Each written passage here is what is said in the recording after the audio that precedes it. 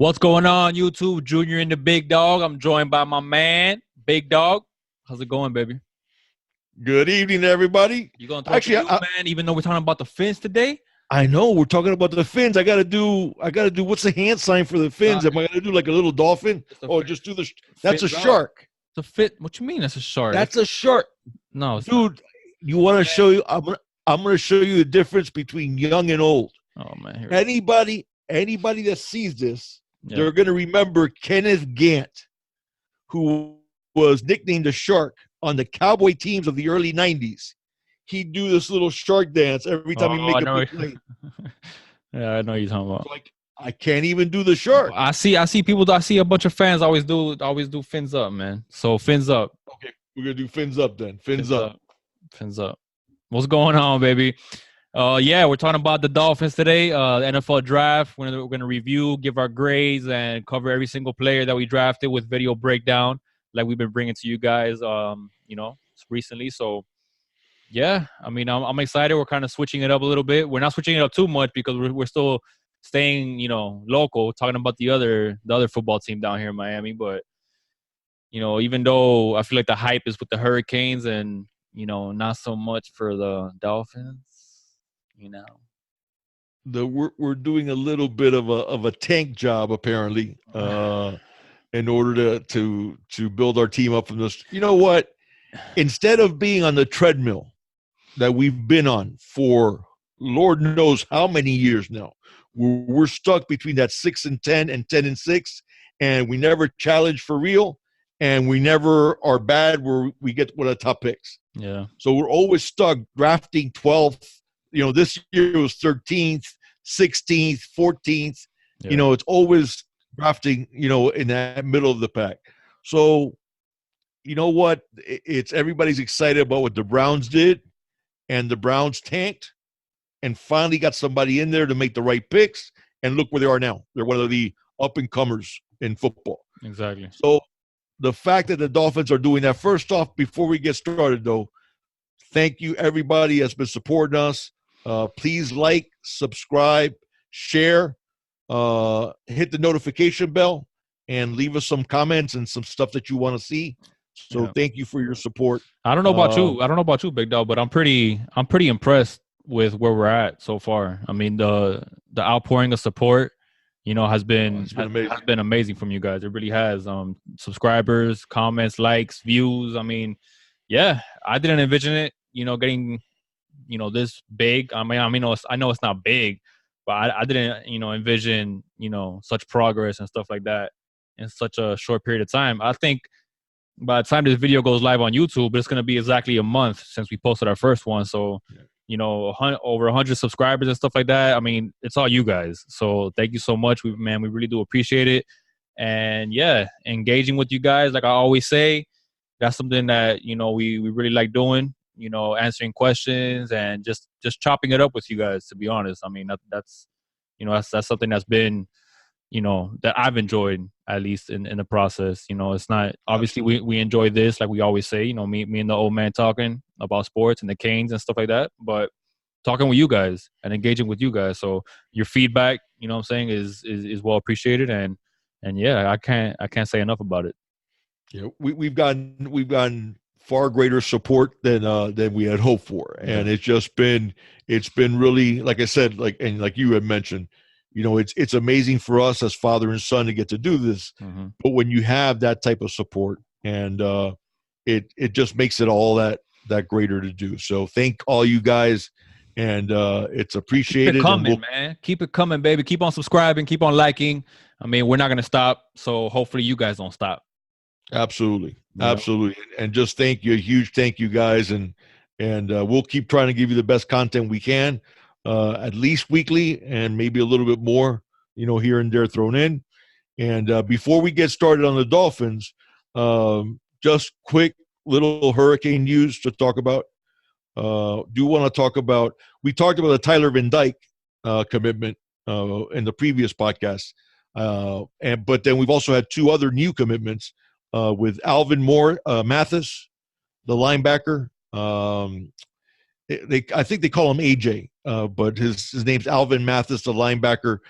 I know he's at whatever you know me and the Stars, an athletic linebacker, and obviously we're probably going to take 4. It looks like, and obviously we're still trying to hunt down Justin Flo and some other guys here and there. But we got a commitment from AJ Mathis. Also got a commitment for where I used to live, really close to where we used to live, where you live currently. But there in Western High School. Yeah. High School. Yep. Yeah, Justin Hodges, the defensive back. A lot of people not excited, even though he's very productive. The problem is he got timed in 4.89. Hey, we know we're diving into the Canes, man. I know. Well, we'll just cover, man. Right. We'll talk about the commitments in our next show. Even with other podcasts, I just feel like bleeding the orange and green is just gonna ooze out of us. It doesn't matter what we're covering. Well, I want to show you guys this. This is funny because like when I did the research, we try to split up what we do, and when I did the research. And this is on the Miami Dolphins. The very first line on the paper says Dolphins have added Mark Walton, Clive Wolford, and Kendrick Norton from the Canes. Yeah. No, Javonte Dean supposedly was going to come here too, but I mean he got a shot with Cleveland. So big ups to Dean. But yeah, let's talk about the Fins. I'm going to take it back to kind of where before we transition to like thanking everybody for the subscribers. About the whole tanking situation for the Dolphins. I know coaches can't really say, more. I understand where the coaches are coming from when they get upset, when they get, bombarded with questions about, whether they're tanking or not, and then they get upset and stuff like that. Okay, the players are not going to go out there and try to lose the game. Right. That's not going to happen. But you see the personnel that – the new coaching staff is surrounding this team with, and the guys that they're being surrounded with. I mean, we picked up I think it was like 9 free agents from like the AAF, and you just see the personnel that the Dolphins are being surrounded with, and they can only play up to a certain level. So okay, yeah, you're not tanking. I mean, I'm sure Brian Flores is not going to be in the locker room telling these guys, "Hey guys, let's take it easy in this game." He's not going to be telling his guys that obviously the players are not going to be, playing half-ass and stuff like that to try to lose the game. But, I mean, the people that are in charge, Flores and stuff like that, what they're surrounding the team with, I mean, you guys are tanking. I mean, you're getting, you clean house, getting rid of players. I do like, before we dive into the draft, I do like the extension that we gave Howard. I know a lot of people are saying it's a lot of money and this and that. We made him the highest paid cornerback, in the National Football League. But if there's one thing that I've learned with contracts and seeing that big money, is the salary cap is going to keep on going up. These contracts are going to keep on getting more expensive. So we locked them down for 5 years. In 2 to 3 years, you're going to have other cornerbacks that are going to be making more than he is right now. So you might look back at a contract like this and say, and we got him for a bargain, so go ahead. Well, the thing is, okay, you made a great point, and that is 100% factual. Tanking is something that the front office designs to do. Mm-hmm. Players and coaches, they want to win every game. That doesn't change. Right. And I'm sure, like you said, Brian Flores, I mean, he's a rookie head coach. He wants to prove himself, so he's not going to go. He wants to win preseason games. Yeah. He doesn't care. He wants to win. Yeah. And the players do too. Mm-hmm. I mean, you have to remember, most of the time, in order to get to the NFL, most of these guys were successful their whole life. They've been winning games. Exactly. So we know they're not going to turn that off. Right. So, but tanking is at a front office level, you decide we can either be mediocre or we can decide to be bad for a while in order to get very, very good, which is what the front office has apparently decided. Yeah. So like you said, I if I was a coach and if I was a player and somebody from the press uses the word tanking to me, man, you got to get out of my face. No, yeah. Because I'm not tanking anything as a player, as a coach. But man, you go ahead. I'll let you finish. Well, and the point you were saying about Howard, okay, when you're tanking, what is your goal in order to get a lot of good young talent to build for the future? Mm-hmm. How is Howard not good young talent? Oh, absolutely. Yeah, exactly. We did That's it a with guy that we already know can play corner at a high level in the NFL. Yeah. Oh yeah. So, like you were saying about the salary cap, look at the NBA. Any sport that has a salary cap, you're going to get players that'll end up being the highest paid player for like 15 minutes. Yeah. Okay, until somebody else signs a contract. Why? Because you have a salary cap and you have a salary floor. Mm-hmm. So you're going to have to hit somewhere in that number. So you're going to have to overpay somebody if you don't have a ton of high-paid guys in your team. 100%. Same thing like the NBA. I mean, there's guys in the NBA that are making $30 million that are not $30 million players. Yeah. You know? Yeah. So I would have a problem with it. I would have a problem with it if it was a short-term deal, and you're just throwing money at these players. But man, we have to do something different. And I hate this whole thing that we've been doing for, it feels like, the past 20 years. Well, the past a lot shorter when you consider, free agency and the impact free agency has had in the NFL. But, this whole trying to make the big splash. I mean, we saw it with the Dominican Sue, and we've been seeing it. We saw it with Mike Wallace. I mean, the list goes on, man. Brandon Marshall. I mean, this organization has been trying to like make a splash, and it kind of feels like just to get butts in the seats, frankly, to sell tickets. So you're trying to get your fan base excited about a player or two here, but the product on the field hasn't changed, man. It hasn't changed. So I said it, going into this offseason, I wanted to get rid of Tannehill. I wanted a clean house, frankly. I wanted a clean house and truly rebuild, from the ground up. So, I know a lot of people, especially like in my close circle of friends and stuff like that. Not all of them are on the same page with me when I say this, but I don't care about winning games this year. I don't. Frankly, I really do. I really don't, because not just because whether it's tanking for Tua, even though he's from Bama or whatever, but I mean the class next year with quarterbacks is going to be deep with talent. So, but to me, it's not even just about quarterbacks, man. I mean, it's just rebuilding from the ground up. And I love the fact we're going to get into the trade with Rosen, that we got a second round pick from the Saints for next year. And we have cap space. We have a boatload of picks next year. So as long as we make the right decisions and the right picks, and sending a message, if you're young and we drafted you, we're gonna take care of you. And we saw that with Howard. You know what I'm saying? The kid is a stud, and he's young, and we want to keep him here. So we're gonna pay you to keep you here. I don't want to go out and try to just sign the big free agents and throw them all this money when you have so many holes in your team. I mean, offensive line, defensive line, even linebackers, obviously quarterbacks. We'll see what's going to happen with that. But we're looking like Swiss cheese, man, with all the holes that are on this team, frankly. So you can't just think about, let's stick a Band-Aid on it by signing one or two players here. Same thing's going to happen. That Band-Aid is going to come loose, and you're going to be the same exact team that you've been, forever. So, I mean, are you looking to win the offseason, or are you looking to win the Super Bowl?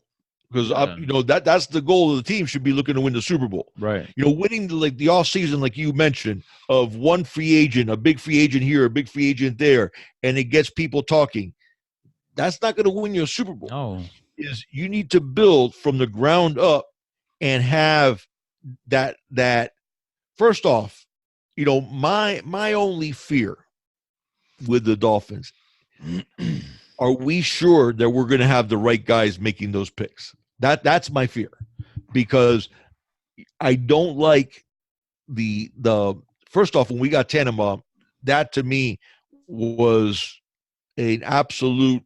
I mean, those are the things with Stephen Ross that gets under my skin. Mm-hmm. Is that he makes these decisions that's almost like a like a fan would make. Yeah. Instead of an owner, a fan would do something like that. Oh, that's a name I recognize. Well, let's remember why Tannenbaum wasn't on the Jets anymore. Exactly. Okay. And then we hire the guy that wasn't doing well there. Mm-hmm. Those are the things I and now he sort of hired the GM now is Tannenbaum's protege. Mm-hmm. We'll see. I mean, we'll see if we're going to have all those picks. The opportunity is there. Tanking for Tua, first off, like when we watch the games, we're going to still be rooting for the Dolphins to win. Obviously. Oh, for sure. Obviously. Okay. So now whether you end up, because in order to get that first pick in the draft, you got to be the worst team, unless you trade up, and that's always an option. Yeah. But I really like the Rosen deal. I think it was a brilliant deal. This is a guy that a year ago was the 10th pick in the draft. And we not only gave away our second rounder for him, we actually got the Saints to give us additional picks. And then we moved back. So we gave him a late second rounder for Rosen. I think it was the 60th pick or 61st pick that we ended up giving them? I'm pretty sure it was the 60th pick. Yeah, so that's almost a third rounder that we gave for Josh Rosen. So you know what? It was a brilliant move. I think we got ourselves a possibility of having, we'll get into it when we do our video breakdown, of having a very good quarterback. I do like what we're doing. I like the Howard signing. The Devontae Parker one, not thrilled with that one. It was cheap though. Yeah, it was it was definitely on the discount. And you know what? He could still develop. We all know he has all. I know, dude. Don't even. Right there. You just had Dolphin fans. All right, I'm done with this. Next, because that whole waiting for Devontae Parker to develop, man. Hey, I'm not hoping for it. If it happens, it happens. That ship has sailed for me. But he's so talented. He has all this talent. Yeah. First off, he needs to stay healthy. I mean, obviously, he needs to stay healthy, and he had, I guess, there was some beef there with Adam Gase. So I'm guessing even when he was healthy, Gase didn't really have him out there until Albert Wilson went down, and we started having a lot of injuries that he was basically left with no other choice but to put in Devontae Parker. But I mean, disclaimer for those of you watching, we've done nothing but Canes videos, up until this point. My dad could attest to this. My first love when it comes to football was the Miami Dolphins. The Canes, I think, came similar time, what I'm saying, because I was already getting older and stuff like that, so I was understanding what was going on, but I grew up playing baseball, so to me it was always like the Marlins and stuff like that. So I grew up playing baseball, so naturally I was always pulled towards the Marlins. But once I started getting into football and then really getting an understanding for the game, it was the Dolphins, man. It was the Dolphins. And I remember being like, what, 10, 11, 12 years old, man, crying and almost being there and stuff like that. And then, finally I started, watching the Canes. And the crazy part is I picked up the Canes when it was literally the greatest football team, college football team in history. So, obviously I grew a bigger affection for the Canes, but to me, it started with the Fins, and then the Fins, translated to the Canes, man. So I've been waiting for this franchise to freaking get, on top of the ball with things, man, and not, throwing out there people like Jay Fiedler and Ray Lucas and Cleo Lemon. And it's been so many years, man, so many years of just mediocrity, just being mediocre for so many freaking years, and maybe having, one good year and stuff like that. When we lost against the Ravens in the playoffs, or when Chad Pennington took us to the playoffs, or the most recent one, getting manhandled by the Steelers and stuff like that after Tannehill went down and stuff like that. But you just always felt like, even though you were going to make the playoffs, not only was your road going to end there in the first round, but you were more than likely going to go downhill the following year. And that's the way it's always been with the Fins, this roller coaster ride. And then, trying to make a splash here, trying to make a splash there. man, look, I want us to rebuild from the ground up. This draft, I feel, the way it started off, and I mean, we'll jump into it. You know, at 13, we had Haskins, and I'm just like, oh man, we might have him, but you know, maybe that Rosen conversation, you know, was already in their back pocket. So hey, if it was, then hindsight's 2020. Looking back at it, I think they did a phenomenal job. You know what I'm saying? Picking Wilkins at 13 and then trading with the Saints and eventually getting Rosen. But this is what I like to see. And what I loved even more was not just the fact that we got Rosen, but that we got another second rounder for next year. Next year is going to be the end all be all in terms of whether the fan base down here in South Florida is going to trust the people that are, you know, that are running this organization. Because next year's draft with as many picks as we have, and frankly, as high as the first pick that we're going to have, because I don't think this team's, you know, going anywhere, frankly. We'll see what they do. And it's going to be a make it or break it for them, to be honest. You know, my biggest problem is in the NFL, yes, don't get me wrong, great head coaches, Bill Belichick, obviously. You know, the having good assistant coaches, having obviously players that move the needle, that's all very important. In the NFL, to me, it's always mattered more the owner and then the type of organization that owner builds. Well, the people that he puts in place, man. Correct. So you get a guy like Robert Kraft, and I know I'm not going to make any cheap jokes about his arrest at the massage parlor, but you took Robert Kraft. He figured, okay, Bill Belichick is my guy. Here are the keys. Mm-hmm. Okay, let's do it. I believe in you. You make these decisions. Yeah. And what was Robert Kraft's role? Cheerleader, making everything work right. What do you need? You want this guy in the front office? He's yours. Mm-hmm. You want this guy. You want this guy. You know, and being support.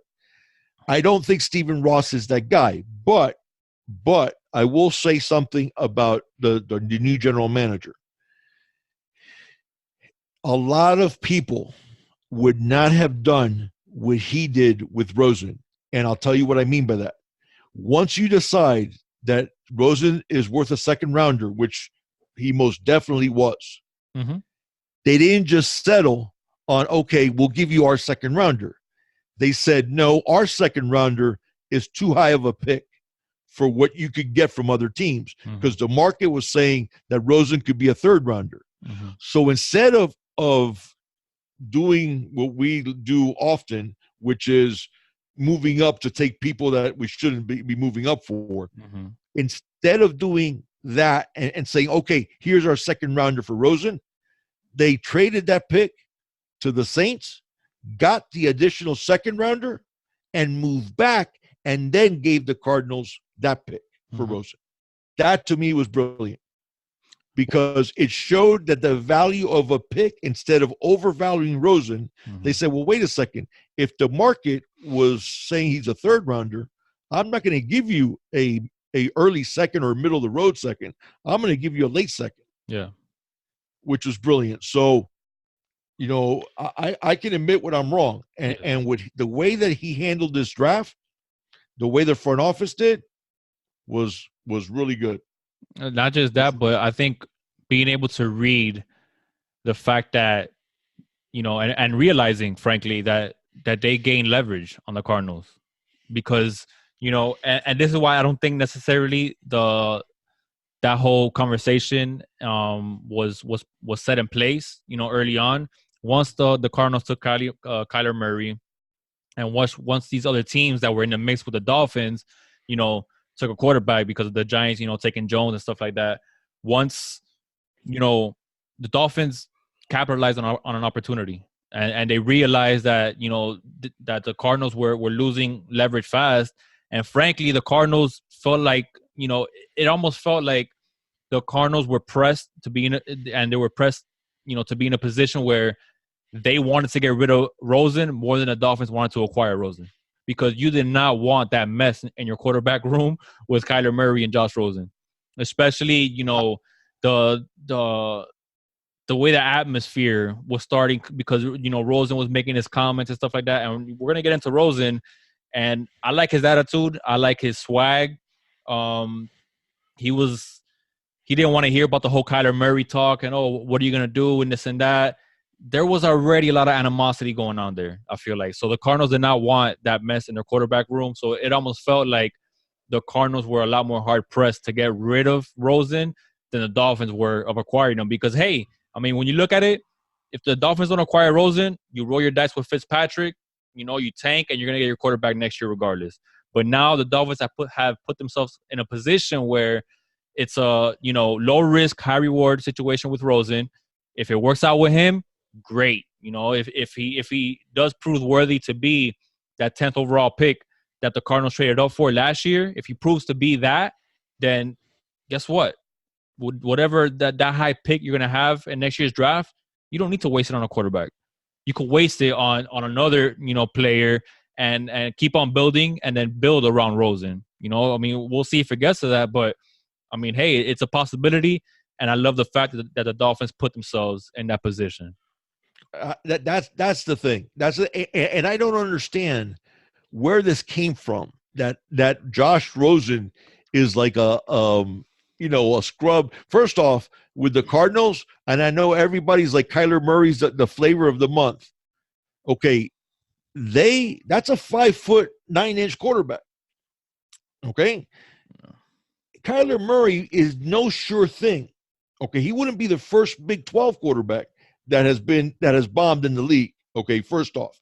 And secondly, you're talking about a guy who's 5'9", who has questions. Now, if the Cardinals do this and it's Trevor Lawrence. 5'10". He is listed at 5'10", okay. Whatever. Yeah, but you heard what happened about he didn't want to get measured again. Yeah, I know. Okay, so boy had an extra inch on his cleats. Yeah, he might have been something on his tippy toes and stuff like that when they measured him. But anyways, okay, so if the Cardinals are doing this and the quarterback that's there is Tua or it's Trevor Lawrence, a guy who doesn't have a yeah butt. Well, Trevor Lawrence is not going to be there next year. But he's going to be the year after. But what I'm saying is if the Cardinals would have done that with a guy like a Trevor Lawrence or like a Tua, okay, I sort of get that. But this idea that Rosen was a mistake picking him 10th when what you put in front of him his rookie year was not one of the worst offensive lines in football. It was the worst. Was the worst offensive line in football. Mm-hmm. Okay, for those of you that don't know Pro Football Focus, they actually do a play-by-play ranking of every player. The offensive line for the Cardinals was 32nd in a 32-team league. And those of you that, that may not have known that, if you picked up DJ for your fantasy football team last year, you would have seen that you didn't get the performance you were expecting from DJ, especially early on in the year. I know he picked it up, a little bit, heading once the year started going and stuff like that. But yeah, I mean, David Johnson didn't have anywhere near the success that people thought he was going to have, and that offensive line is to blame. Frankly, I mean that was a disaster, and that Cardinals team sucked, and that's why they got the number one pick in the draft. Frankly. There you go. So this idea that somehow the one knock that I heard on Rosen, now the one knock that I have is that sometimes he'll force balls into places that he shouldn't. Yeah, okay. But that's okay. But he's also a rookie quarterback, though, man. I mean, true. No. My point is the one knock that I've heard people say is, well, he comes from a wealthy family and he doesn't love football. First off, those two things have nothing to do with each other. Mm-hmm. Okay, that's first off. Mm-hmm. And secondly, he has a different personality. He can be a little bit acerbic at times. He can be a little snarky at times. Mm-hmm. But I see him now. He has a chip on his shoulder because this is a guy who felt he should have been the first quarterback taken last year when Baker Mayfield and Sam Darnold were taken ahead of him, and he felt he should have been the number one guy. And in fact, heading into last year's draft, for interest of full disclosure, mm-hmm. I thought that the guy who was most pro-ready was Josh Rosen. And mm-hmm. you remember we talked about that. Yeah, we did. He was the guy who I thought was most pro-ready. Mm-hmm. But then they put him on a team with a horrible offensive line. Like you said, David Johnson is one of the best all-around backs in football. Mm-hmm. And even he couldn't get started with that team last year. So, this idea that somehow he's spoiled goods or no, he's a washout. The guy plays, first off, he's 22. Mm-hmm. Okay. In fact, you know what? You want to dive into his. I was gonna say, let's go ahead and dive into Rosen. We'll do Rosen first. I feel like now we're rolling on Rosen, so we can't go back to Christian Wilkins. Yeah, so let's keep it going with Rosen. We'll go with Rosen. Rosen's 22. Okay, so this is a guy who just turned 22 in February. Mm-hmm. So basically, he's still at the age where a lot of kids are still in college. Mm-hmm. Okay, 6'4", 225. This kid was, even his measurables. He ran a 4.9 240. Okay, obviously he's not a running quarterback, but he's mobile enough, and he's mobile within the pocket. He did have a 31-inch vert. That's not dead slow either for a quarterback, man. No, it's not. And here's the other thing: his shuttle time was 4.28. Mm-hmm. Okay, and he actually also measured quarterback velocity, 59 miles an hour. He throws a football, which is that's chucking it. Mm-hmm. He has a good arm. Yeah, he's good. You want to let's go ahead and show the clip. Okay, and then we'll come back and talk about him some more. All right. Let's go to his clips here. All right, you're gonna see here next level throws. Look at that throw where he puts it right in a very small window, another small window in between two guys, and other tremendous small window throw. Yeah. Here he airs it out, hits the guy on the run. A little bit underthrown, but when the guy has that much of an advantage, you don't want to overthrow him. Mm-hmm. Here he's rolling out to his left. Nice throw backwards. There you go. Another beautiful next level throw in the pocket. You're going to see a lot of next level throws with this guy. Yeah. And you see when he has protection, look at that. And he gets rid of it quick. You see him there,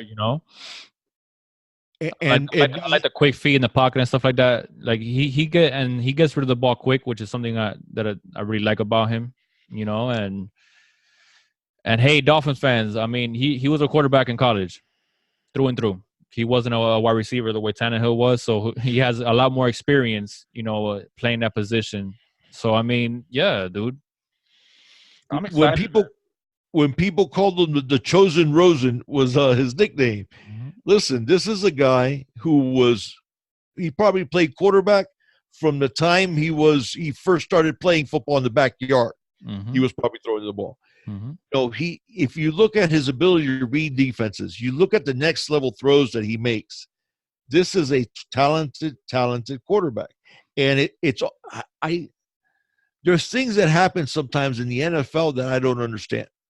Because how does a guy, because of 1 year with a really bad team behind a horrible offensive line, and all of a sudden he's a bust? Mm-hmm. I don't get that. You have his stats there from last year. He played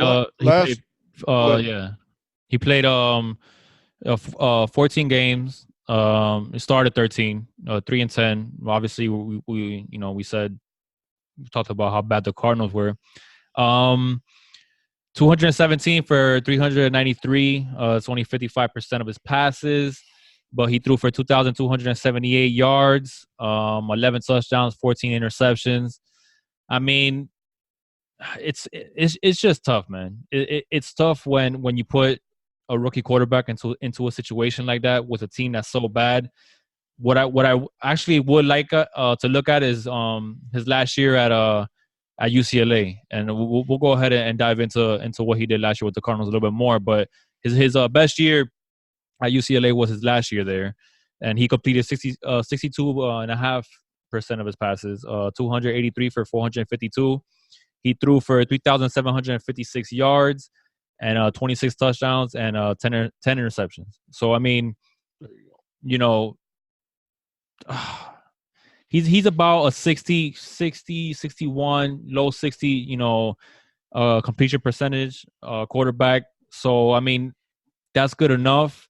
I would like to see it be a little higher, but I mean, you know, that 55%, you know, with the Cardinals is a terrible team, you know, rookie, and it was just a bad situation all around, man. So I don't want people to think that, you know, we're trying to sell them Josh Rosen, but man, we'll see what happens. It was a low risk, high reward situation for Miami to bring this guy in. And frankly, like you said, dude, I mean, you alluded to it, you know, earlier. He has his chip on his shoulder, and he wants to prove, you know, not just to Arizona, but you know, to the league that, you know, the quarterback he was last year is not who he is, you know, and the fact that, you know, they took Kyler Murray, you know what I'm saying, and they gave up on him so fast. I mean, they gave up picks and they moved up, you know, the year prior to get him. So I mean, I understand whatever. And I want to say something right there that you said that I'm glad you brought that up. For those of you that don't know, the Cardinals hired Cliff Kingsbury as their new head coach. Okay, so he wanted his guy because he runs that air raid offense. Okay, which you want a mobile quarterback and this and that, and a lot of, you know, that type of, the closest thing we've seen in the NFL to that air raid, I guess, would be the run and shoot, which was in vogue 25, 30 years ago. It's been like 30 years since the Lions and the Oilers and stuff started that used the run and shoot. That Josh Rosen isn't the right fit. Josh Rosen's the right fit for a pro-style offense. But the fact that Kingsbury wanted his own type of guy and wanted his own guy, that's how this whole thing happened. But this idea that the Cardinals gave up on Josh Rosen, I'm sorry, I don't buy it. I think it was a matter of a new coach wanting to make his pick of a quarterback, and a quarterback that fits his philosophy. Yes and no, because the hiring of Cliffsbury, they, how can I say this? For you to say that they didn't give up on Rosen, I mean, I'm sure when you hire a guy, you know, and I'm sure Cliff went into that interview process. Okay, we have the number one pick in the draft. What you know, what would you like to do? This and that. And so I'm sure he gave away his plans in that interview process. So the fact that the Cardinals still took him, I mean, you are kind of giving up on Rosen, because you know that's your guy. You know that Kyler is Cliff's guy, so you're bringing him in, and you know you're turning the page on Rosen. So, but here's the thing. Okay, anybody's going to tell me, and this comment, I'll make it right here on live on YouTube. Okay, so this comment that I'm going to make, anybody's going to tell me that Kyler Murray is a can't miss QB prospect in the NFL, I'm sorry, doesn't know what they're talking about. Oh, yeah, I don't think that's arguable. I mean, okay, he's not Trevor Lawrence. He's not Tua. Okay, this is a guy who is product of a very successful system. Okay, he's a guy who has some buts in his repertoire, not just being shorter, but we'll see. This idea that somehow Kyler Murray was a slam dunk number one pick, okay, I don't know where it came from, because after the season was over, that people were talking about, is he going to do baseball or football? And all of a sudden, not only did he decide to go football, now he becomes the number one pick in the draft. When there was no more football played after January. Right. In January, nobody was saying Kyler Murray was the number one pick in the draft. Okay, so now all of a sudden, after all the football's been played, 3 months later, he's the number one pick, and Rosen, let's throw it to the scrap heap. I just don't buy that. It's one of the reasons why the Cardinals are picking first in the draft. Because there's been a lot of poor decisions on that team, and I'm sorry, I don't see, for me to give up on a guy who I gave 1 year to after moving up to draft him. It has to be, I mean, it's Elway, it's the Andrew Luck when he came out, whoever you want to insert the name here of a can't miss guy. Mm-hmm. I don't think Kyler Murray's that. Now, he might prove me wrong and become a tremendous quarterback in the NFL, but there's plenty of scouts that don't necessarily think he's a can't miss guy. I don't think there was a can't miss guy in this draft. Yeah. Okay. But well, maybe that's part of the reason why they took him. I mean, I don't know. I would have built that offensive line. One of the things that people don't understand is for young quarterbacks, having a bad offensive line in the NFL is like the worst thing you could do in terms of development, because quarterbacks have an internal clock. Look at David Carr. There you go. Perfect example. Okay, David Carr has become a punchline. I think David Carr could have developed to being a good quarterback if they hadn't beaten him to hell with the Texans. He set the record. Yeah, he was sacked 70 times in the season. Yeah, I don't know if it still stands. I think it is. I think he was the most. His rookie year, he was the most sacked quarterback in NFL history. It was bad, man. Really bad. So now that's the guy you think you're going to develop. A young guy, what happens when you do that to him is his internal clock starts speeding up. Mm-hmm. And then when it starts speeding up, you force balls, your mechanics, your platform ends up being bad because you're trying to speed everything up, and it screws up your development completely. Yeah. So the Cardinals really didn't give him a chance. We'll see.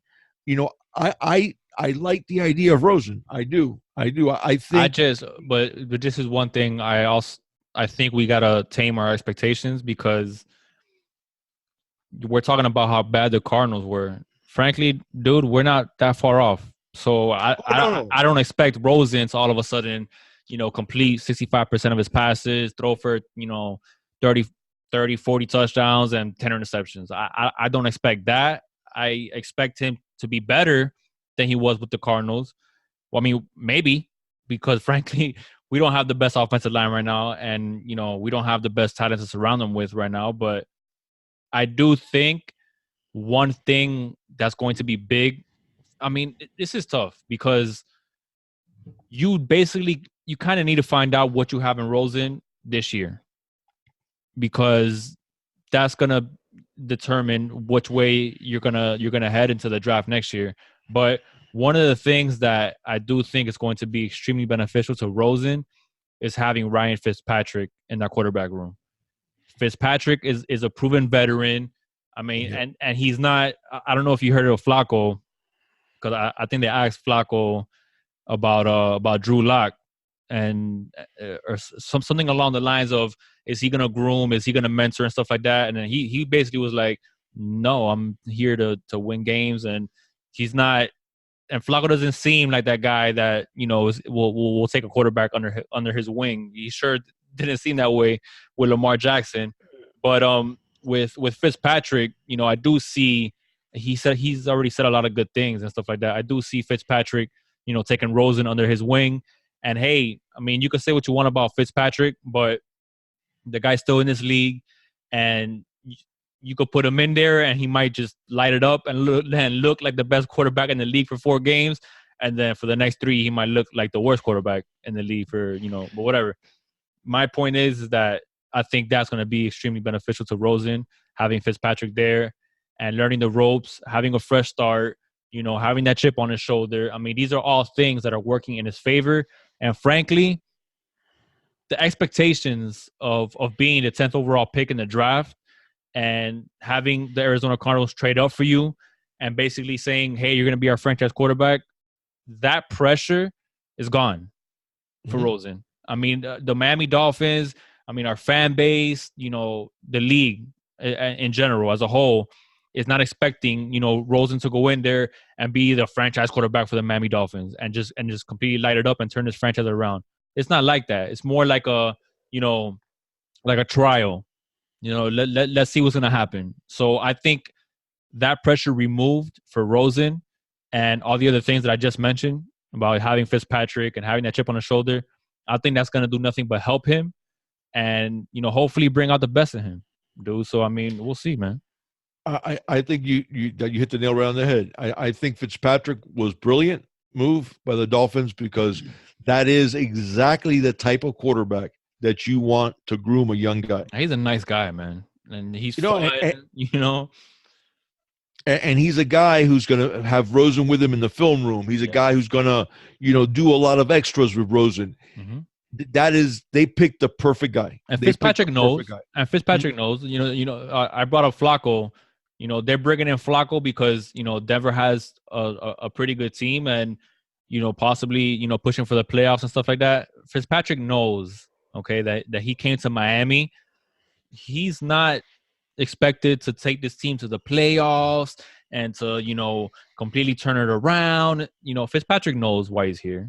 He's a fill-in guy. He's a fill-in guy, but he's a good guy to have in the locker room. He's a guy with a lot of experience. He's a veteran. So not just for the quarterbacks, but he's just a good guy and a good player to have in the locker room. That's why you were brought in.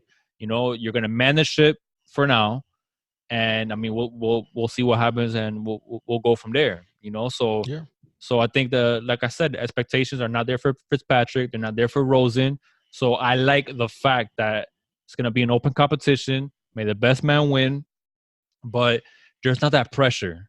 There's not an Ndamukong Suh. There's not a crazy signing that the Dolphins have brought in that, this guy might take us over the hump and maybe we might do something. No, man. If you're a true Miami Dolphin fan and you're not delusional, you know what this is, and you realize that this is a tanking job and this is a building for the future job. So, I mean, just relax, sit back, see what happens.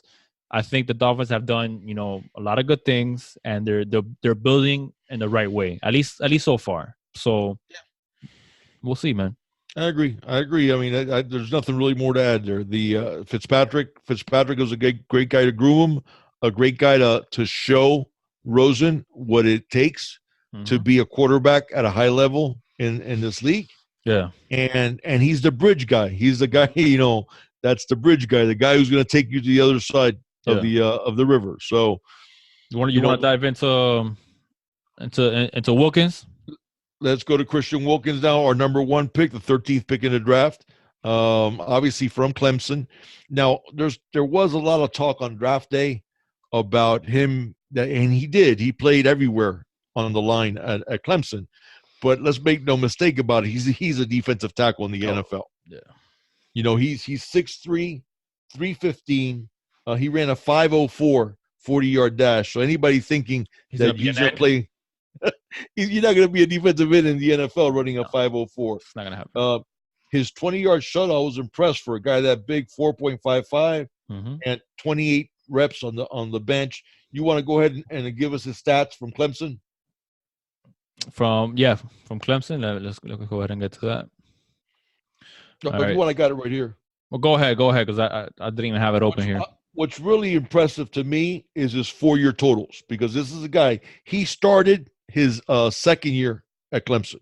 His first year, he played in 11 games, but he was really not a starter. He was a starter starting his sophomore year, and that's when he started making All-American teams, and everybody knew him. But his 4-year total, he had 192 total tackles, 40 and a half for loss, 16 sacks.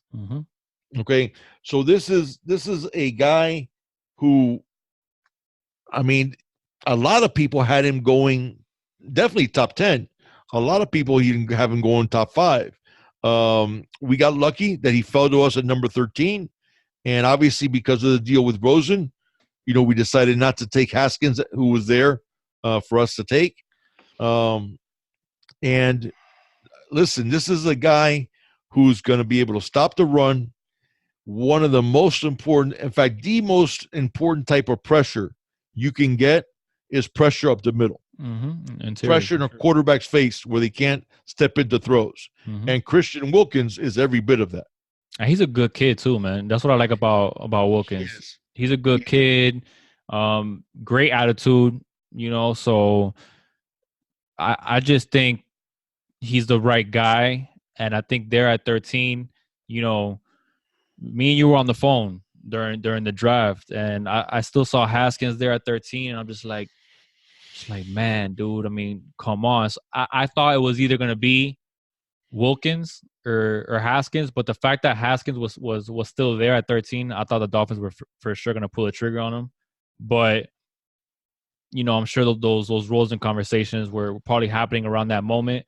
So they decided to hold back, and it proved to be the right move.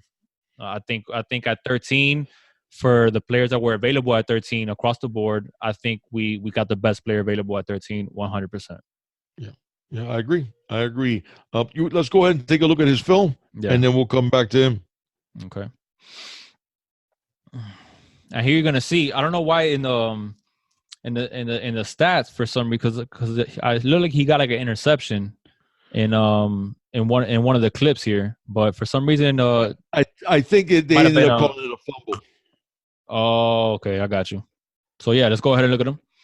All right, let's go ahead and start it off here.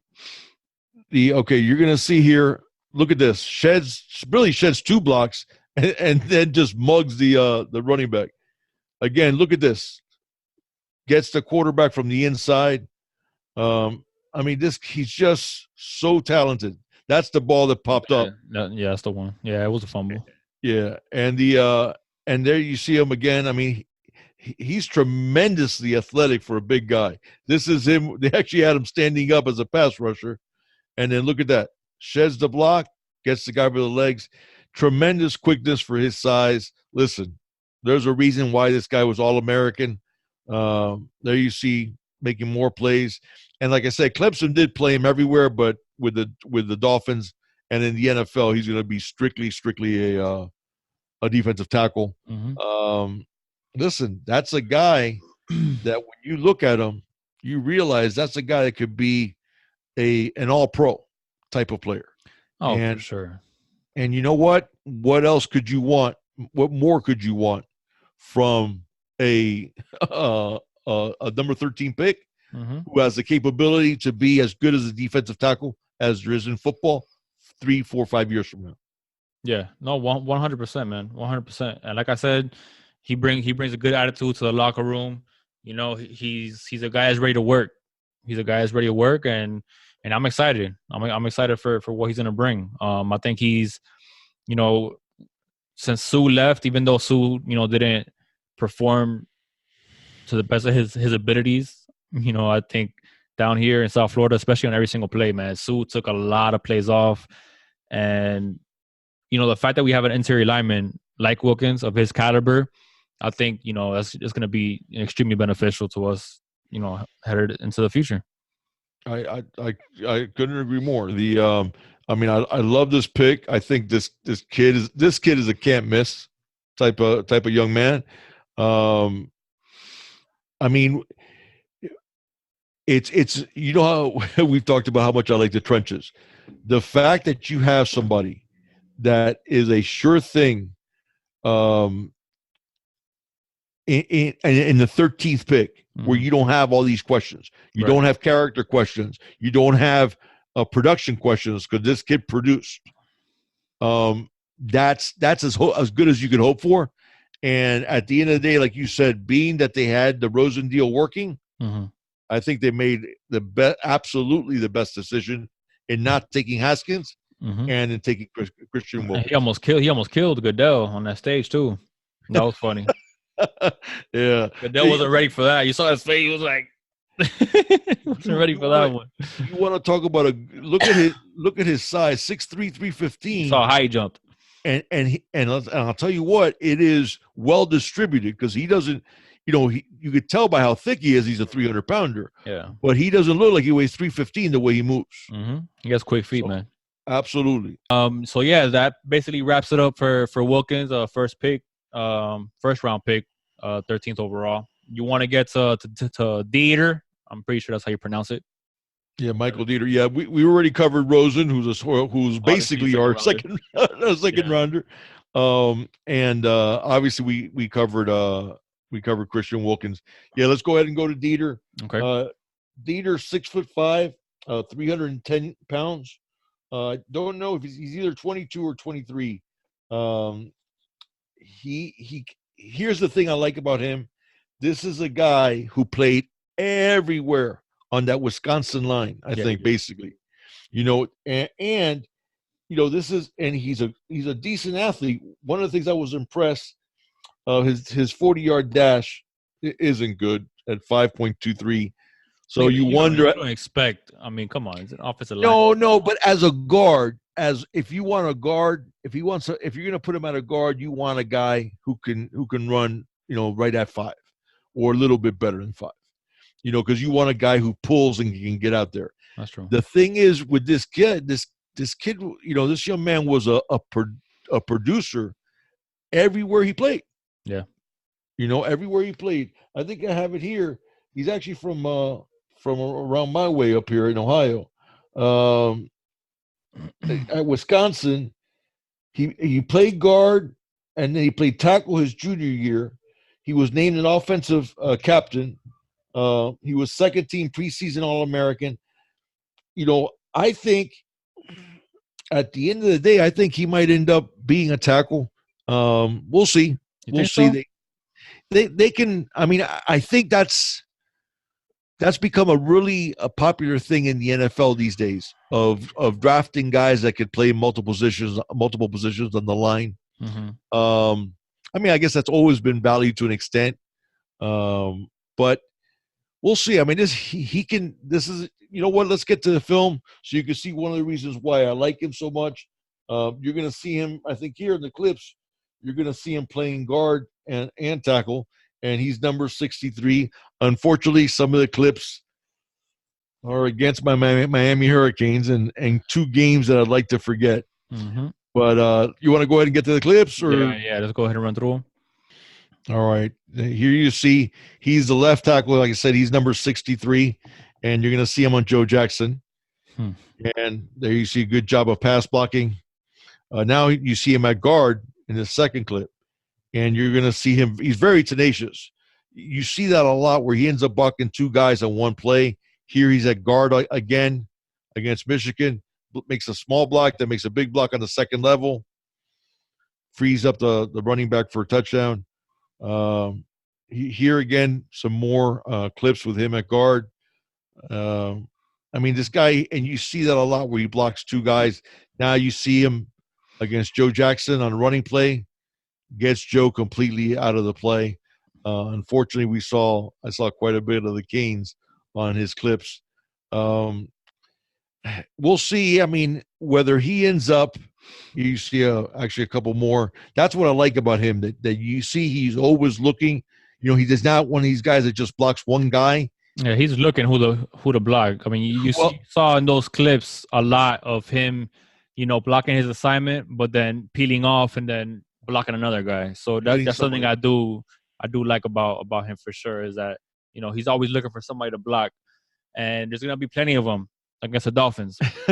Yeah, and he's your typical Wisconsin hard-nosed lineman that is and plays with a bit of a mean streak. Mm-hmm. Plays bully ball because that's what Wisconsin likes doing. Mm-hmm. And listen, we got him he was a 3rd rounder, and he's a guy that you can plug in at either guard or I mean, I don't think he's a left tackle. I'll say that much. In the NFL, I don't see him as a left tackle. Yeah, me neither. He did one of the things, a couple more here. He was actually 28 inches on his vertical leap, which is pretty impressive. Mm-hmm. 21 reps on the bench. You probably want to see a little bit more. Good arm length. His arms are 34.5 inches. He's 6'5", and he has, pretty long arms.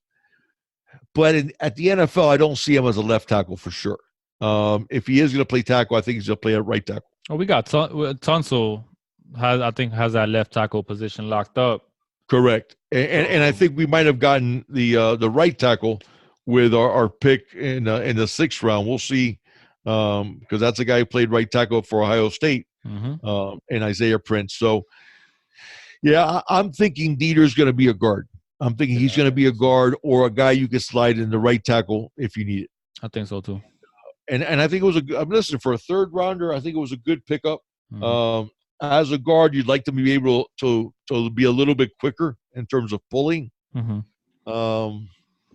But at the end of the day, he was a very productive lineman in college, and he's a guy who you can plug at different places. So he was very much worth that third round pick. And Wisconsin, I mean, has always been, known for the trenches on the offensive side of the football. So the fact that he started so many games there and he was a staple of that offensive line. I mean, you're getting a big white boy from Wisconsin.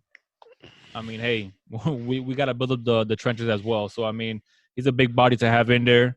Where exactly he's gonna fit in, it's still up in the air. But I think he definitely has the potential, to start. I mean, and I don't know whether that's a good thing for him or a bad thing about the Dolphins, saying that we don't really have anybody else that he could be behind and learn from. I think he might be asked to carry a lot of load early on. So I mean, yeah, we'll see.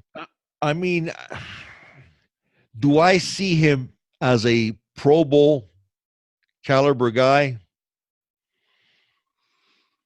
Yeah, I mean, he can develop. He can develop to that. But that's not fair, though. I mean, for third rounders, I mean, if you're expecting a Pro Bowl tackle in the third round, I mean, I think that those expectations are pretty high. But I mean, right. As long as he's serviceable, man, and he gets the job done, and he's somebody that stays healthy, and he's somebody you could rely on and depend on, to lock down one of those guard spots on the offensive line, then I think that's enough. That's enough for at least for me at that pick in the third round. I agree, and he is very physical, and so you know what? At the end of the day, third rounder, it's a solid pick for sure. I think so too. So you want to go ahead and move on? Let's go ahead and move on to our next pick, which we did not have a fourth rounder. So we went to the fifth round, and we picked, unfortunately, another guy that we know very well from Wisconsin. Yeah. Andrew Van Ginkel, 6'3", 241-pounder, tremendous athlete. You're going to remember this from when we played Wisconsin, and unfortunately, we make an appearance on his highlight film also. He's the one that had the long blonde hair. I feel like everybody on that Wisconsin team against the Canes could have been drafted. Yeah, especially this past Pinstripe Bowl. But he's the one that had the long blonde hair that everybody saw, made some big plays against us. This guy's tremendously athletic. At 6'3", 241 pounds, he ran a 4.64 40, 38-inch vertical leap. Yeah, that's an athlete, man. For a linebacker, yeah. You want to hear something else? His shuttle time, 4.14. Yeah. Okay? We're talking about an elite athlete. This is one that surprises me in the fifth round. I really did not expect him to be around in the fifth round. He had a bit of a circuitous route. He started his career at South Dakota, University of South Dakota. Not North Dakota, was winning all the championships. South Dakota is where he played. And then he went to Iowa Western Community College. And then he transferred to University of Wisconsin, played for 2 seasons. This guy, let's take a look. Let's take a look at his film. You're going to see the athleticism. I do think what you're not going to see a lot of is a lot of pass rushing moves. So you see him get by at athleticism. At the NFL level, he's going to have to learn technique. Yeah, he is. That's one of the reasons why I thought he slid. And so let's go ahead and take a look at his film. You see him here, man. I mean, he has speed, tenacity, high motor. Look at that. Look at that chasing the guy from behind. Yeah. He's number 17, of course. And you're going to see him. I mean, and you're going to see a lot of those type of plays where you see his athleticism break out. Yeah. You got to take down Rozier, though. Yeah, I know. On that one. That's the only one I was kind of like, come on, man. Take him down. And there you see he actually gets stood up at first, and he still has the speed that when he turns it on, makes the play. And there you see him again. I mean, you're going to see that this guy has the athletic skills to be a primetime player, but he does have to learn technique. And I mean, he can develop into being something special because you can't teach that type of speed. The only thing I will say about him is in those clips that we saw, I'm a big fan of guys getting laid out, man, especially for a linebacker, and you're trying to wrap up a quarterback. We saw it against, we saw it there with Rozier. He couldn't bring him down to the floor, and we saw it with another quarterback there. He looks like he might have a tough time strength wise. He did 17 reps in the combine, so it doesn't seem like he's lacking that much strength, but you would like to see a little bit more, maybe. It looks like his frame, at least from what I could see, looks like he could have benched more. So I don't know if maybe he lacks a little bit of strength. Seeing him having a hard time not having a hard time wrap up, but just having a hard time bring down those quarterbacks. So that's something that I kind of noticed in the clips and seeing some of his film. But like I said, I mean, I don't know about prime time. I think he definitely has talent. I think the technique is the biggest issue, like you put as you pointed out. But linebackers is something that we also need. And one we have McMillan, we have Kiko, but I feel like you can never have too many linebackers. So the fact that we did pick up a linebacker, how do you feel about picking them up at going linebacker instead of trying to build up a little bit more in the trenches? Because me personally, I felt like this was going to be, a draft that was going to be heavily, favored in the trenches because of so many holes that we have on the lines on both sides of the football. The fact that we went linebacker kind of surprised me. Some of our later picks, kind of surprised me as well. The teams have guys that they like. Every single team has their own little draft board, and they rank, their own the players based on, how much they like them and stuff like that. So if you see a guy still there and he's super high on your draft board and he's still there, then, I can understand why you would take him. But I just felt like we were going to build a little bit more than we did in the trenches. I'll say this, though. In picking in the 5th round, you normally don't see a guy with this much upside athletically. Right. That's true. Okay. So, because this is, 4.64 is moving. 38-inch vert on 6'3", 241. That's special. No, it is 100%. That's a special athlete. I think he's going to be one of these guys. Either he pays off very, very big, or he doesn't pay off at all. That's true. Yeah. I don't think he's going to be just a solid guy who's in the league for 7-8 years. Mm-hmm. I think he's going to be a guy who either learns the technique, works, at it, works on his pass rushing moves, works on other things, learns how to utilize that athleticism, and then you have something special, and you got him in the 5th round. Yeah. So I think this is one of those guys that's either going to be a really high ceiling or a really low floor. Or a bust. Yeah. And he's a 5th rounder, so at the end of the day, it's not like you spend a 1st rounder on him. Exactly. But that type of athleticism, you usually don't find at 6'3", 241 in the 5th round. Yeah, I agree. So overall, I do like the pick. Let's move on now. Let's go to the 6th round pick, Isaiah Prince from Ohio State, 6'6", 305.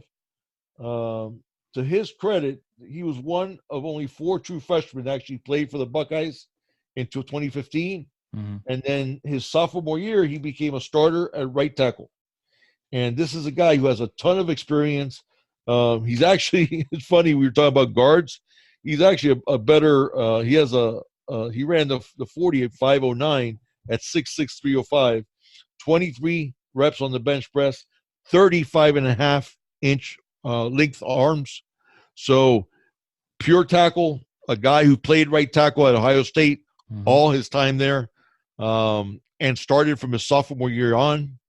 So again, kind of surprising that he was there at the 6th round. So, and all you can hope for is if you're getting guys who would normally you would think that they'd be gone sooner. Mm-hmm. That says something for you. Yeah, it does. You're getting value picks. Value picks, exactly. Let's take a look at Isaiah Prince, and you're going to see here, very, very tremendous pass blocker. He is number 59 right there, in case you didn't follow him. And he'll stay on blocks. He's another one of those guys that's just really, really solid as a pass blocker. You're going to see good footwork, good technique. I'd say for a right tackle, an above average run blocker, also. So, let's take you'll see some more here. You'll see an example of those the footwork and him staying active. Yeah, which is also something that I like very much of Prince. You don't see any plays where he's getting, completely stuffed, or ran over, or he's getting, manhandled. And you're not seeing that at all. That last one especially was a heck of a block. Took him completely out of that play. Absolutely. Yeah. And like I said, you see that quite a bit. And again, when you talk about value picks, mm-hmm. If I told you, I'll put it this way to you. Let's say before the draft, I say to you, hey, there's a guy who's 6'6", 305, was a 3-year starter at tackle at Ohio State. That's it. Let me get him. Yeah, I'll stop you right there. What round do you think he goes in? Yeah, top 4 for sure. Top 3. Top 3 rounds. Yep. Yeah, 6'6", 305. Mm-hmm.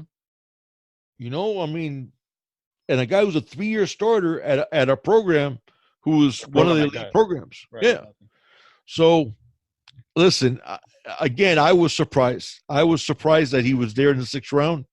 And I like that pick more than the Van Ginkel pick. And I see why. And you make a good point.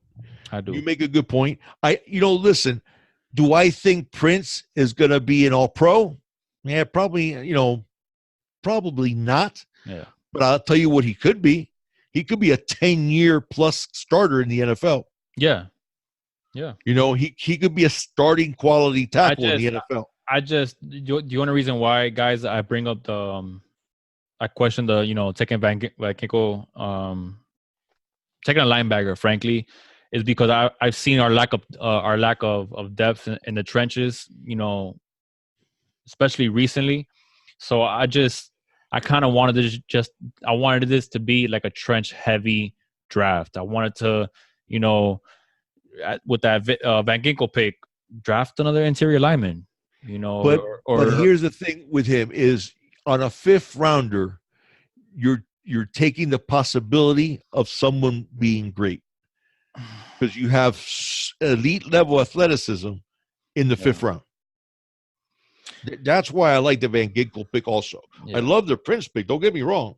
I love the fact that he was there in the 6th round. My thing is, though, if you're trying to get a quarterback there and you're trying to get consistent quarterback play, man, and you need a consistent offensive line and you need depth. We're not just talking about starters. I'm not just talking about guys that are going to come in day one and start on this line. I'm talking about, if a guy gets dinged up, for a game or two, you're not risking, injury for whatever quarterback you're going to have, whether it's Josh Rosen, Fitzpatrick, or next year.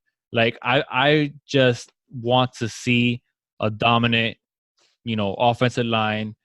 And frankly, we've had trouble, even when we had Ndamukong Suh and, or Jordan Phillips, Cam Wake, we thought we had a really good line. We could never stop the run.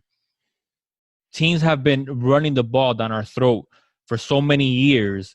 And it just feels that when it comes to the needs of this team, I feel like, when you're picking a ready 4th, 5th, 6th rounder, you're trying to fill in gaps. You're trying to, so do you really think that they thought that, Van Ginkel was like this, oh my God, type of player where they didn't try to fill in the gap? Maybe I'm wrong, man. Maybe Van Ginkel goes on to be an all pro and, freaking, I don't know.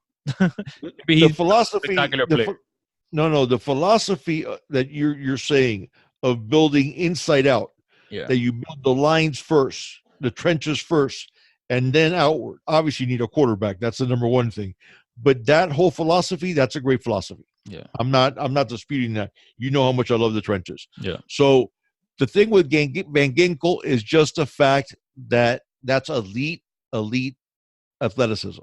Obviously this year, the way Montez Sweat ran and DK Metcalf and those guys, it sort of made people look at what elite means. But Van Ginkel has tremendous upside. Yeah. And I think that's when one of the things that you look at the way the great teams were built, it was guys making value picks. How many times have we seen Bill Belichick? Okay, the guy who I can get at 31 or 32, because that's normally where he's drafting, that guy is not, I like this guy, but he's really a second rounder. Hey, I'll trade back and pick up another pick. Yeah. Is making really smart value picks. And Bill Belichick, and I hate, he's what's the Darth Vader? He's the Darth Vader of the NFL. But listen, they build what they build because of that, of making very smart value picks. Mm-hmm. Okay, like we talked about what the Dolphins did, trading their second rounder to move back and then giving that pick to the Cardinals was brilliant. Mm-hmm. So the fact with Van Ginkel, I think you're picking on the ability of having a huge upside in a fifth rounder. I got you. Okay. So, and again, with Isaiah Prince, I was shocked that he was still there. Mm-hmm. I really was. I was shocked he was still there. He showed the notes I made him. He shows tremendous tenacity. And he's a guy who started from his sophomore year at Ohio State. Yeah. Played as a true freshman at Ohio State. Yeah. 6'6", 305. You don't think that's a sixth rounder. Yeah. So, again, they made a very, very good pick. You want to go ahead and move to the seventh round? Yeah, let's go ahead and move on to Cox. We had back-to-back picks in the seventh round, and we picked Chandler Cox, the first fullback that we've picked in 12 years. I think it's been in the draft that the Dolphins have picked a fullback. Listen, Brian Flores, I think he wants to build a really tough smash mouth type of team. Mm-hmm. One of the ways to do that is having a fullback who can be smash mouth. Yeah. Cox this pick I did like. You did like Cox? Yeah, I definitely like this pick for sure. He's going to be one of these guys. He's very limited as a receiver. He did catch over 4 years at Auburn. He did catch 26 passes. Mm-hmm. He hardly ever ran. 11 carries for 18 yards total. But he's being brought in to be a fullback. The reason why I like the pick is because of Brian Flores' thinking. If he wants to run, that kind of offense. I've always liked having a fullback. In formations. Whether it be the eye. You could put him in a bunch of different formations, but I've always liked a fullback in there. And the reason why I say I like the pick with Cox is that while you didn't see much of it, he's a little versatile. I don't think he's your traditional fullback, but he did catch passes. He can run the ball. I do see some athletic ability, so I don't know. We have him listed 6'1", and I've seen his weight anywhere between 236 and 242.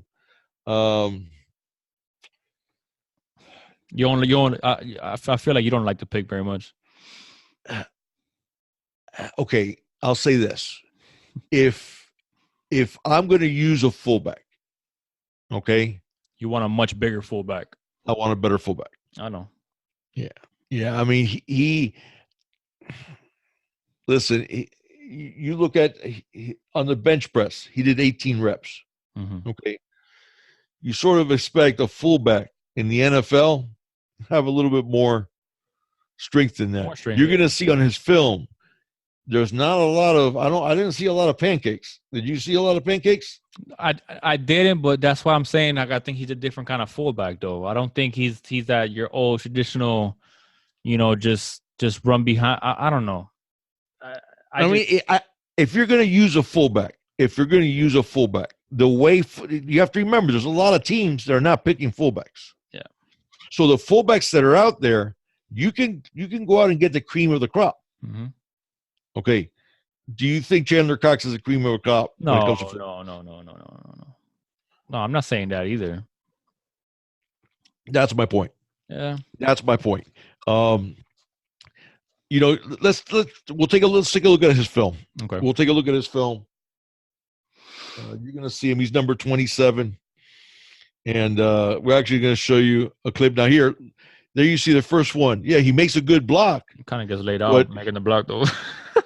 That's what I'm saying. He's on the floor. The defensive guy is still standing. Here's they actually, give him a chance to score a touchdown. And listen, he's a tough kid. Don't get me wrong. Okay, he's a tough young man, but to be a fullback in the NFL, we used to say back in the day, okay, I'm showing my age here. Back in the day, we called it you had to have some bricks in your ass. Okay, you had to, if you're going to be a fullback in the NFL, you gotta have some bricks in your ass. You got to be able to when you light up a linebacker, take out a DB. That DB, I'm sorry, I want to see you on the ground. Okay. I didn't see a lot of that for Chandler Cox. I really didn't.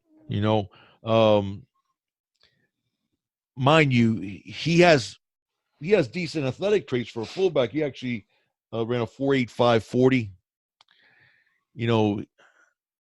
I was just underwhelmed. I'll say that. Yeah, I get it. Everybody, we picked a fullback for the first time in 12 years. Okay. Was it like Marquise Williams? Was it the kid's name that played for the U, who was what 6'2", 285 or something? Yeah, he was like a little bowling ball. So it was back. Listen, I got back in the day. I loved those fullbacks. I love it, and I'm not talking about the running fullback like Mike Alstott. I'm talking about guys that were like lead blockers. Morin Norris. Oh man, there's so many of them around in the league back then. But there was I could probably come up with 20 off the top of my head. But those were guys who were elite level blockers. Lorenzo Neal. Mm-hmm. There you go. Okay, when I don't think you saw many times Lorenzo Neal hit somebody and Lorenzo end up on the ground and that guy not end up on the ground. Yeah. That's my point. No, I get it. So if you're gonna pick a fullback, being that a lot of teams are not picking fullbacks because those are not in vogue in a lot of offenses. Right. I guarantee you Cliff Kingsbury isn't picking a fullback. Mm-hmm. Okay. Since you can sort of have your pick of the litter, did we pick the pick of the litter? No, I don't think we picked the pick of the litter. I just remember in the clips that we showed, you see a little bit of you don't see much, frankly, to be honest with you. But I saw, a handful of Auburn games, and I don't know if he was like, favorite or what on that team, but they talked about him a lot, and he works hard, and he does. I don't know. I saw little the way they used him. I don't know. He's not your typical fullback, like you said, but no, he's actually from Apopka. He's from Florida originally. He was a 4-star at high school. He was a 4-star. Yeah. He was. I just, and I know. Listen, I know that, like you said, and that's true. When I read, scouting reports, that's what his teammates loved him. A lot of teammates, that they love their fullbacks because that's a guy who does all the dirty work. Yep. Right. He works hard and all those things. It's just for the limited, okay, that's the way I'll put it. For the limited usage you can get out of a fullback because he's not going to be on the field at the most, 30, 40% of the time at the most. At the most, yeah. I don't even. Yeah, 20% of the time, probably. Yeah, especially the way the offenses are being ran. So nowadays in the NFL. Did you go out and get a monster at fullback? I don't know. I'm biased. I understand. I have no basis to to say why I like the kid at fullback. I like the kid. I like the kid. So I mean, I don't know. And he seems to be a good, tough kid. And like you said, his teammates really loved him, and you see that. Yeah. You see when he scored a touchdown, the way the teammates mobbed him, that the offensive linemen love him and stuff like that. I get it. And listen, if he proves me wrong and lives up, to being a grade A fullback, I'll gladly eat my words. Yeah. And take him, especially as a 7th rounder. Mm-hmm. So I do like our 2nd, 7th round pick. So you want to get to that one? Yeah. I think that one, Myles Gaskin, I think it's a much sexier pick, I would say, because his ability flashes out at you, and him being picked that late, maybe I'll go back and just retract everything I said about Cox. I like Cox, man. I like the kid. I'm rooting for the kid. Whatever. No, but I love the Gaskin pick. Yeah, I do like the Gaskin pick. I know he didn't test great. I get that. Okay, yeah. But this is a guy who was a 4-year starter at Washington. Yeah. Okay, 4-year starter. Mm-hmm. Okay, his worst season, he rushed for 1,268 yards. Mm-hmm. Okay, he only averaged 4.9 yards a carry that season. In his college career, you want to go ahead and do the stats, or you want me? I got it pulled up right here. 4-year career, he rushed for 5,323 yards, 5.6 yards a carry, 65 receptions for 465 yards, 57 rushing touchdowns, 5 receiving touchdowns. Yeah. Okay, listen, that is primetime performance at a Power 5 school. And I know whatever Washington isn't what nobody plays defense in the Pac-12. So, well, they're better defensively than the Big 12, because at least the Pac-12, you got Stanford and Washington who actually plays defense. And USC used to, but and they still do it decently. But I just really like that pick. I really like that pick. I know he didn't test well. He had a 40-yard dash. He ran a 4.58, 35.5, 35.5 inches on the vertical jump, 4.27. He's strong though. He's strong because he 24 reps. Yeah, 24 reps on the bench press. Now he probably has shorter arms too, but 5'10", 205. Listen, 22-year-old man, young man. Talk about teammates loved him. Really, every time that you watch Washington play, Myles Gaskin did something special. Yeah, let's go ahead and look at the film. He definitely has some quickness to him. He might not have that crazy top speed, that you might be looking for a primetime running back, but he's quick. Look at that spin move, and he also runs tough. Yeah, he does. Look at that. Nice catch. And look at that. I mean, he actually, I thought he was going to test better in 4.58. Yeah. He looks like he runs. Yeah, he looks faster than 4.58. Yeah, I'm surprised. Listen, some guys don't have the technique down. There you see, look at this. There you see. Yeah.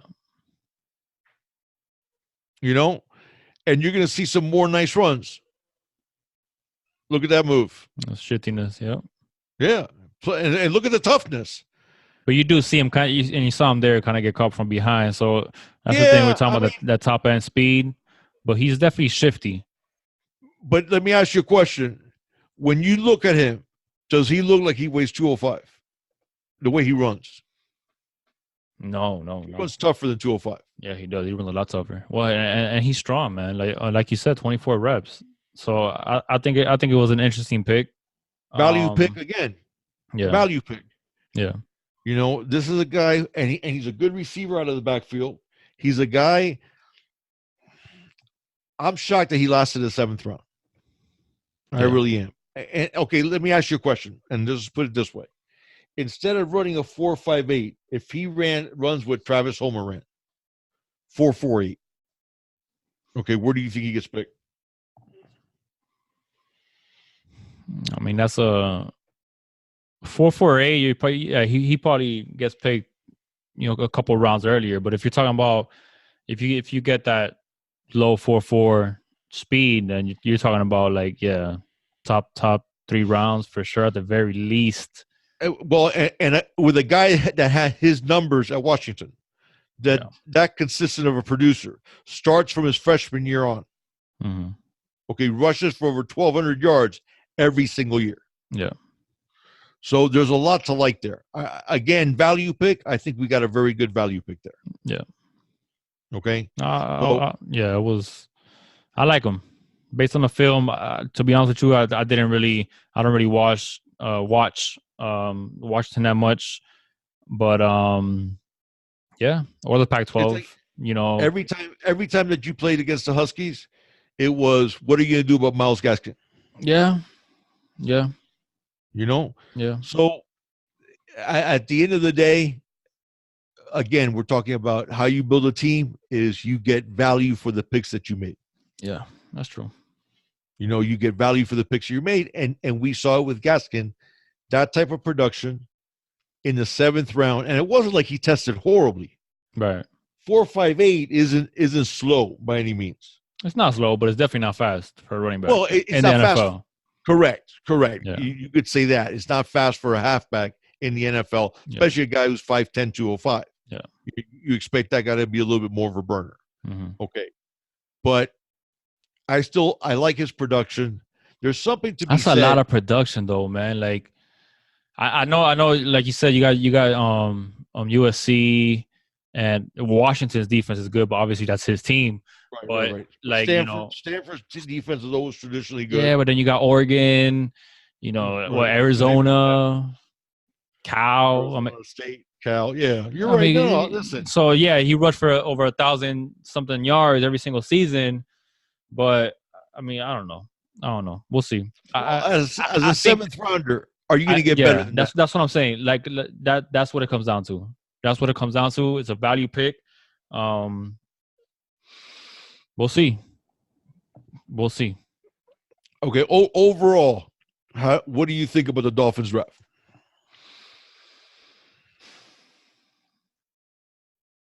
I think we did great early. I think towards the middle, of the draft with the Van Ginkel pick, I would have liked to see us draft more interior linemen. I don't know if I had to give it a grade. You mean like a grade, like a?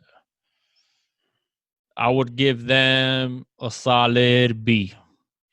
I go B+. Okay. B+. I think the what they did with Rosen, the way that they got Rosen, picking Wilkins. You remember when they picked him, and again, I'll do another full disclosure. When they picked Wilkins, what did I say to you? I said, the only way I'm going to forgive them for passing Haskins is if we got a deal for Rosen. Right. Remember? That's what I said from the very beginning. Yep. Because I said, we're going to take Haskins. When I saw we took Wilkins, I went, okay, he's a great player, but the only way I'm going to forgive you passing on Haskins is because you have a deal for Rosen. Yeah. And you believe Rosen has an opportunity to be better than Haskins. Mm-hmm. Okay. The one drawback, I have with Haskins, and I got to see him a bunch, playing at Ohio State, is he is tremendously accurate. Pinpoint accuracy, unless he moves. and he's not very mobile. He's 6'5", and he's a guy that doesn't have any mobility, almost whatsoever. That was my only knock on Haskins. Was it seemed that when he got pressured, he wasn't that same pinpoint accurate quarterback. No, his feet are painfully slow. Yeah. You want to talk about you want quick feet? Well, Dwayne Haskins is the exact opposite. Yeah. He has really slow feet, and then what happens is slow feet.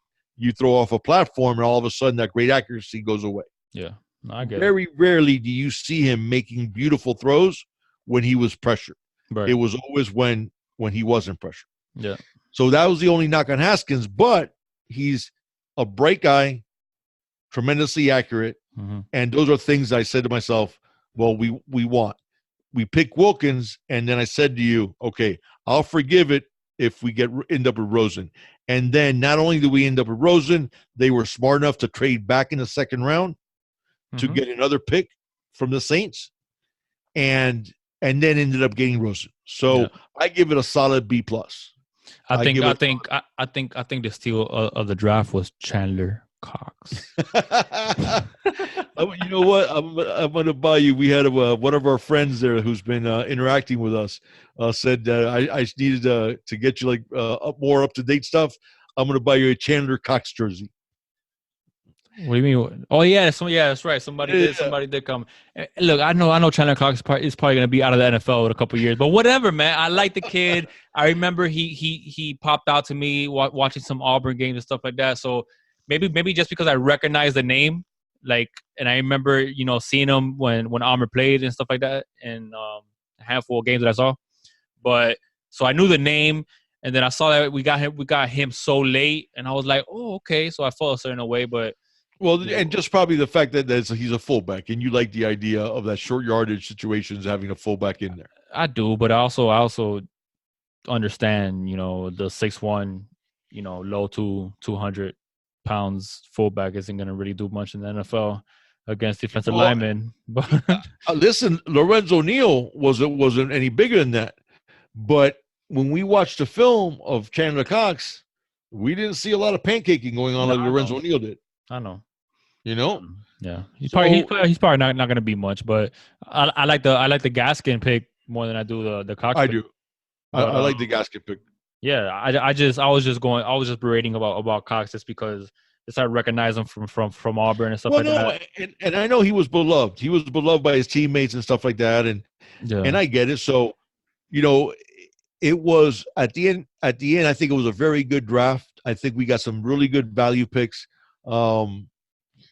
Isaiah Prince, Van Ginkel, if he works out, I think it's going to be a tremendous pick because we got athleticism. We'll see. We'll see. But overall, I have to give it a B+. All right. Well, that basically wraps it up for the NFL draft. I know we talked a lot about Rosen and stuff like that. So we'll probably chop it up and bring you guys just a separate segment on Rosen. Something that I think we did have planned out while covering this draft. We are going to talk about the free agent signings that the Dolphins have done, but we're going to go ahead and leave that for another video. So be on the lookout for that. I think our next video, we're probably gonna go back to the Canes and talk some recruiting, the 2020 recruiting class. I know there's still a lot of ground to be gained, and there's still a lot of time between now and next year. But we're gonna talk about the guys that we do have and are committed, at least for now, and some of the guys that maybe have decommitted, and some of the conversation, the rumors, and how we're looking on some of the top guys, whether it be Justin Flo or, guys like that, to see where the Canes stand. And we're going to have some little inside information on those recruits and stuff like that. So be on the lookout for that. But, I think that's basically it. Big Dog, you're always better than me when it comes to telling everybody to like, subscribe, comment, share, all that good stuff. All the good stuff. Absolutely.